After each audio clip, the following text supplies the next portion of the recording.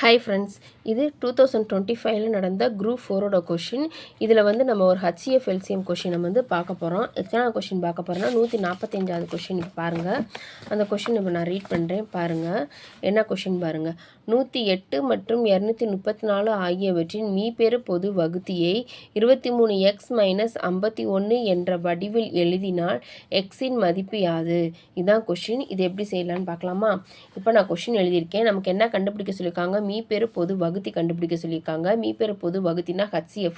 எதுக்கு HCF கண்டுபிடிக்க சொல்லியிருக்காங்க? இந்த 108க்கும் 234க்கும் தான் HCF கண்டுபிடிக்க சொல்லியிருக்காங்க. ஸோ 108க்கும் 234க்கும் நம்ம எப்பயும் போல் HCF கண்டுபிடிக்கிறோம். HCF கண்டுபிடிச்சா என்ன வருதுன்னா 2 × 3 × 3 வருது. ஸோ ஆன்சர் என்ன 18. அப்போ இந்த 108க்கும் 234க்கான HCF வந்து என்னது 18 தெரிஞ்சிருச்சு. ஆனால் இந்த நம்பர் அவங்க எப்படி எழுதலான்னு சொல்லி கொடுத்துருக்காங்க. 23x - 51 அப்படின்னு எழுதலான்னு சொல்லியிருக்காங்க.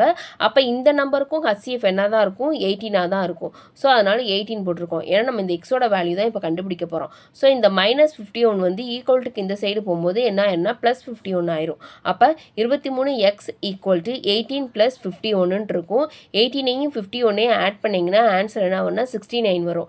அப்போ 23x = 69. இப்போ எக்ஸோட வேல்யூ மட்டும் தான் நம்ம கண்டுபிடிக்க போகிறோம். இது மல்டிப்ளிகேஷனில் இருக்குது. ஸோ ஈக்குவல்ட்டுக்கு இந்த சைடு வரும்போது இந்த 23 என்ன ஆயிரும்னா டிவைட் ஆயிரும். So x = 69 / 23. ஸோ நம்ம ரெண்டையும் கேன்சல் பண்ணணும்னா 3 வரும். அப்போ எக்ஸோட வேல்யூ என்னது 3.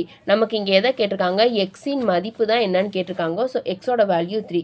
இப்போ ஆன்சரில் செக் பண்ணிங்கன்னா உங்களுக்கு தெரியும். இங்கே பாருங்கள், இந்த 145வது கொஷின் என்னென்னா ஆன்சர் வந்து A 3 இருக்கா? இதுதான் ஆன்சர். தேங்க்யூ.